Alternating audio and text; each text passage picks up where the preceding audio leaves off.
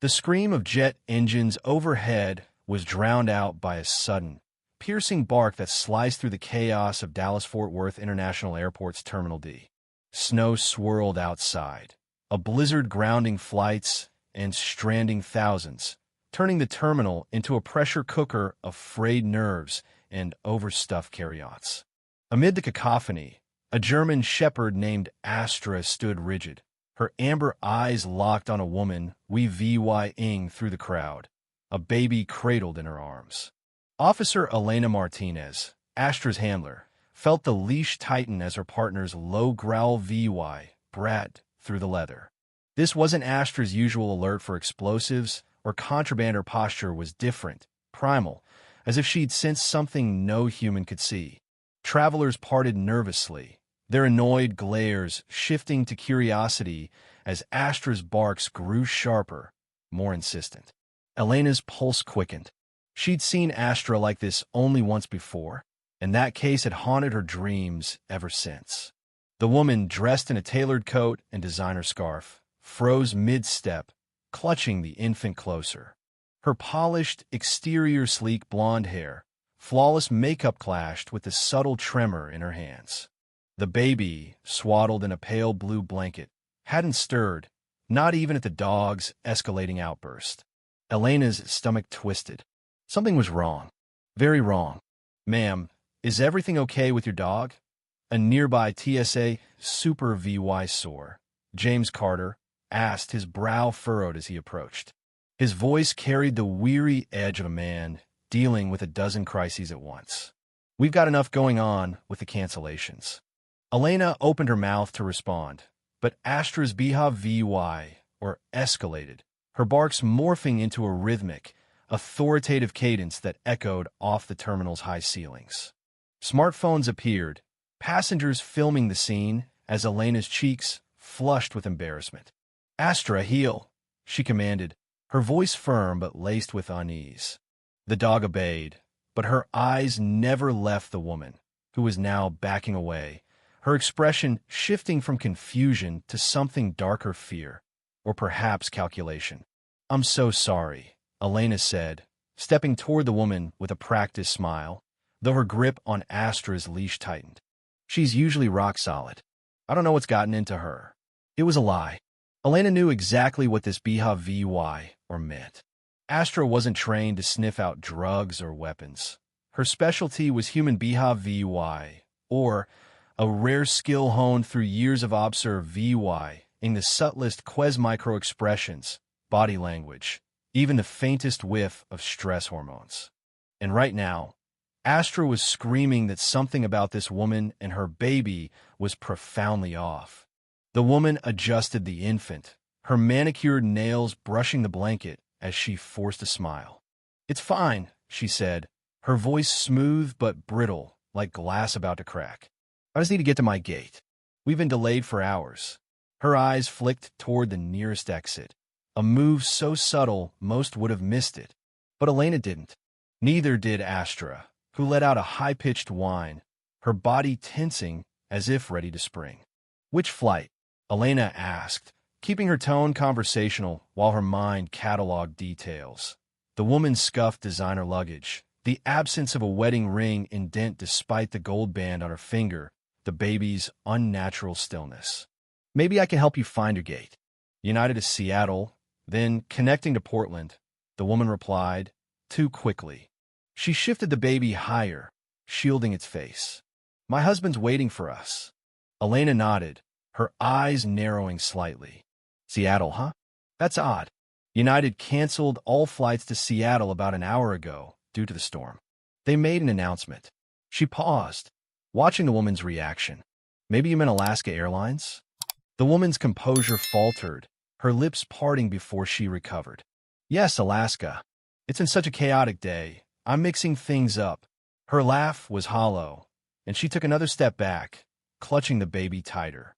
Astra's whine deepened, her focus darting between the woman's face and the infant. Elena recognized the pattern from training, a rhythmic shift in attention that signaled Astra wasn't alerting to a physical threat, but to the relationship itself. Your baby's sleeping through all this, Elena observed, nodding toward the infant. Must be a heavy sleeper. How old? 9 months, the woman said, then hesitated. Almost 10, actually. Her hand fluttered to her scarf. A nervous tick Elena filed away. Mind if I check your travel documents? Elena asked, stepping closer to block the woman's path to the exit. With all the cancellations, we're helping passengers confirm their flights. That's not necessary, the woman snapped, her voice hardening. We're late as it is. Elena's gaze dropped to the baby, still motionless despite the commotion. Ma'am, I need to point out that your baby hasn't moved at all. Not a twitch, not a sound, even with Astra's barking. Most infants would have reacted by now. Her tone was calm, but unyielding. I'm going to need to see some ID and the baby's travel documents. It's standard procedure for minors. The woman's eyes flickered with something cold, but she nodded, her movements stiff as she reached for her handbag. Fina, my name's Laura Bennett, and this is my son, Caleb. She produced a driver's license, her hands trembling slightly as she handed it over. Elena examined the ID. Oregon license, issued 18 months ago, but the edges were pristine as if it had never been carried. The photo matched, but the holographic seal seemed off, catching the light in a way that didn't quite align with standard security features. And Caleb's birth certificate or passport? Elena asked, her voice steady. All minors need documentation for air travel. It's in my checked luggage, Laura said, her words rushed. The airline said I didn't need to carry it since he's so young. Elena's radio crackled softly as she signaled for backup, keeping her eyes on Laura. Ma'am, I'm going to ask you to come with me to the security office so we can sort this out. She gestured toward a quieter corridor, still within sight of security cameras. Astra remained in alert mode, her body angled toward the baby as if shielding it. As they walked, Laura's demeanor shifted, her steps growing unsteady. This is ridiculous, she muttered. You're harassing me because of a dog? Elena didn't respond, her mind racing back to the case that had first revealed Astra's uncanny abilities. 3 years ago, Astra, then a stray, had been found guarding the body of a toddler in a Houston apartment. Her own wounds evy denke of a desperate fight to protect the child and her mother from an intruder. Most dogs would have been deemed too traumatized for SARE VYC, but Astra's hyper-vigilance around children had caught the attention of the K9 unit. Her ability to detect inauthentic relationships, parents who weren't parents, guardians who posed threats, was unlike anything Elena had seen. And now, Astra was sounding the alarm again. In the security office, Officer Daniel Hayes, a seasoned veteran, joined them, his sharp eyes taking in the scene. Ma'am, we just need to confirm your documentation, he said, his tone authoritative but calm. And we'd like a medical check for the baby. He hasn't responded normally to any stimuli since we've been here. Laura's face paled. You can't just demand to examine my child, she snapped, her voice rising. This is outrageous. Astra's reaction was immediate. Instead of escalating her alert, she moved closer to the baby, her body language protective, as if shielding the infant from Laura. Elena's heart sank. She'd seen this before, Astra positioning herself between a child and the adult claiming to be their guardian. Ms. Bennett, Elena said firmly, we have reason to believe this child may be in distress. We're within our rights to request a welfare check. The airport medical team arrived, a paramedic kneeling beside the infant as Laura stood rigid, her eyes darting toward the door. This child's been sedated, the paramedic announced after a brief examination, her voice tight with urgency. Respirations are shallow, pupils unresponsive. We need to transport him to a hospital now. Laura lunged for the exit, but Astra was faster, planting herself in the woman's path with a low growl. Ms. Bennett, you're being detained, Elena said, her voice steady as Hayes moved to restrain her. The baby's being taken for emergency care, and we have questions for you. Detective Sarah Coleman from Dallas PD's Special Victims Unit arrived within the hour, her expression grim as she reviewed the initial report. Her real name's Emily Harper, she said, showing Elena a tablet with a file. Released 4 weeks ago from a psychiatric facility in Portland after a year-long commitment for severe postpartum psychosis. Her infant daughter died of SIDS 9 months ago, and she's been unstable ever since.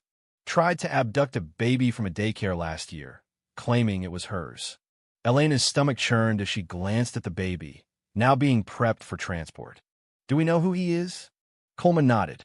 Liam Carter, 7 months old, reported missing from his home in Austin yesterday.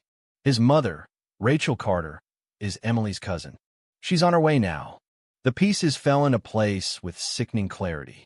Emily had taken her cousin's child, sedated him to keep him quiet, and was attempting to flee the state with forged documents. But something didn't add up. Emily had no car, no money. Someone had helped her orchestrate this. Astra's ears twitched, her attention shifting toward the corridor where a man in a crisp suit was speaking with a nurse, his hospital ID badge gleaming. Coleman followed her gaze. That's Dr. Michael Vaughn, Emily's psychiatrist from Portland. He flew in when he heard she'd been detained. Says he's concerned about her mental state. Astra's posture stiffened, her eyes narrowing as she focused on Vaughn. Elena recognized the BHA VY origin alertness, the same intensity she'd shown toward Emily. Astra's picking up on something, she murmured, her instincts screaming. She doesn't trust him. In the inter-VY EW room, Emily sat hunched, her designer facade gone, replaced by a hollow-eyed woman unraveling. I just wanted her back, she whispered, tears streaking her face. They said my Lily died, but I know she didn't. Michael showed me the truth. Dr. Vaughn, Elena prompted, keeping her tone gentle. What did he show you? Emily's eyes lit up with a fervent intensity. He said the system takes babies from mothers they think aren't good enough. They fake deaths, give the children to other families. Liami looks just like Lily. Michael said he could prove it with DNA once we were safe in Canada. Elena's blood ran cold. Did Dr. Vaughn give you the medication to keep Liam quiet? Emily nodded, her voice small. He said it was safe, just something to help him sleep. He's a doctor. He knows what's best. Excusing herself, Elena stepped into the hall, briefing Coleman on Emily's statements. A commotion from the pediatric wing interrupted them shouts, the crash of a tray hitting the floor. They raced toward the sound, finding hospital security grappling with Vaughn, who'd somehow gained access to Liam's room. Astra stood between the doctor and the infant's bed, her stance defensive but controlled. I'm his doctor, Vaughn protested, his polished demeanor cracking. I have every right to be here. Elena's eyes caught a glint as Vaughn slipped something into his pocket, a syringe, half hidden by his sleeve. Astra's focus locked on that pocket, confirming Elena's suspicion. Detective, she said quietly, I think Dr. Vaughn just tried to take a sample from Liam. Blood, maybe DNA. Surveillance footage from Emily's psychiatric facility, obtained via warrant, painted a chilling picture. Late-night VY sits from Vaughn, showing her photos of infants, feeding her delusions that her daughter was alive. He's grooming her, an FBI profiler explained, pausing the VY Deo. Using her grief to manipulate her into believe VYing Liam is her child. But this isn't just about Emily. Rachel Carter, Liam's mother, pro-VY dead, a crucial piece of the puzzle. Emily told me Michael lost a son years ago, she said, her voice shaking. He claimed the courts took him away unfairly. He said he understood her pain. The investigation deepened, leading to a storage unit on the edge of Dallas, rented under a shell company linked to Vaughn.